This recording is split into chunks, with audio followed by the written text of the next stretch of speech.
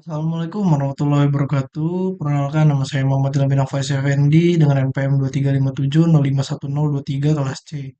Di sini saya akan membuat video pertemuan 2 tentang pengenalan data warehouse dan big data. Jadi, data warehouse itu merupakan basis data yang dirancang khusus untuk mendukung proses query, pembuatan laporan, dan analisis data dalam organisasi atau perusahaan. Berbeda dengan sistem OLTP atau Online Transaction Processing, yaitu OLTP hanya menyimpan data transaksi secara rinci dan detail selama proses operasional berlangsung. Data warehouse tidak berfokus pada detail transaksi harian, melainkan pada ringkasan dan historis dalam jangka waktu yang panjang. Sumber data warehouse ini berbeda-beda. Seperti yang pertama berbagai format data, yang kedua beragam software dan platform, yang ketiga sistem dan jaringan yang berbeda, dan keempat hasil transaksi harian organisasi atau perusahaan. Nah, data warehouse juga ini merupakan bagian dari sistem pendukung keputusan atau decision support system, yang dimana sistem ini berfungsi untuk mengumpulkan data-data dari berbagai sumber, mengorganisasi dan mengintegrasikan data, dan yang terakhir menyediakan informasi untuk dianalisis. Tiap sistem pasti punya kelebihan dan kekurangan. Kelebihannya, yang pertama mendukung pengambilan keputusan, yang kedua menyimpan data historis, yang ketiga performa query lebih cepat untuk analisis. Dan kekurangannya yaitu biaya implementasi tinggi dan waktu implementasi yang lama. Data warehouse memiliki 4 karakteristik utama. Yang pertama, subject oriented, yaitu data diorganisis berdasarkan subjek utama bisnis. Contoh, penjualan, pelanggan, dan produk. Yang kedua, integrated, yaitu data berasal dari berbagai sumber yang telah distandarisasi dalam suatu format yang konsisten. Yang ketiga, time variant, yaitu data memiliki dimensi waktu atau historis sehingga dapat dianalisis berdasarkan periode tertentu.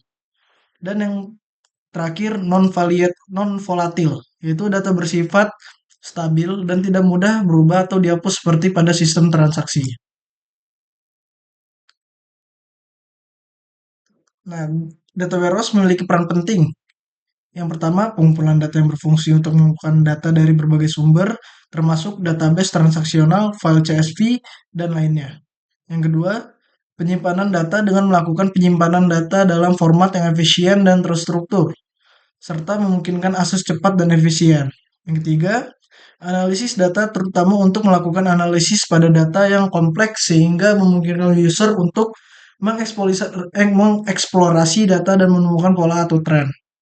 Yang keempat, pembuatan laporan dan dashboard yang dapat membantu dalam pengambilan keputusan.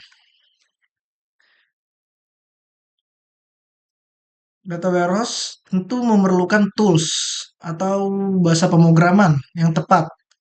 Seperti yang pertama SQL atau Structure Query Language yang berfungsi untuk mengakses dan mengelola data. Yang kedua, ETL atau Extract Transform Load yang merupakan serangkaian proses untuk melakukan pengambilan data dari sumber, lalu mengubahnya menjadi format yang sesuai dan melakukan input ke dalam data warehouse. Yang ketiga, OLAP atau Online Analytical Processing yang merupakan suatu teknologi analisis data dalam berbagai dimensi. Selanjutnya kita membahas Big Data. Big Data adalah sekumpulan data dalam skala yang sangat besar dan tidak dapat diproses menggunakan alat pengolahan data tradisional. Jadi, kita diperlukan teknologi dan metode khusus untuk mengelola serta mengekstraksi nilai dari data tersebut. Pemrosesannya itu dapat dilakukan melalui teknik seperti clustering, partisi data, penyimpanan pada data warehouse atau data lake, dan pemrosesan penggunaan framework seperti Apache Spark. Definisi big data itu eh, biasanya kemampuan perangkat lunak database konvensional itu untuk menangkap atau capture, menyimpan atau store, mengelola atau manage, dan yang terakhir menganalisis yaitu analyze. Nah, big data itu muncul pada tahun 1663 oleh John Brown, yaitu dia seorang ahli epidemiologi dan demografi. Yang pertama menggunakan statistik analisis pada wabah bubonik di Eropa. Kelebihannya, yang pertama, pengambilan keputusan lebih akurat. Yang kedua, mampu mengelola data dalam skala besar. Yang ketiga, mendukung berbagai jenis data. Kekurangannya yang pertama, biaya infrastruktur tinggi, masalah keamanan dan privasi, kualitas data tidak selalu baik. Big data juga memiliki dimensi utama yang dikenal sebagai 5V. Yang pertama volume, yaitu jumlah data yang sangat besar. Yang kedua velocity, yaitu kecepatan pertumbuhan dan proses data yang sangat cepat. Yang ketiga variety, yaitu keanekan beragaman jenis data seperti data struktur, semi terstruktur, dan tidak terstruktur. Yang keempat, velocity, yaitu data besar tidak sama dengan data bersih.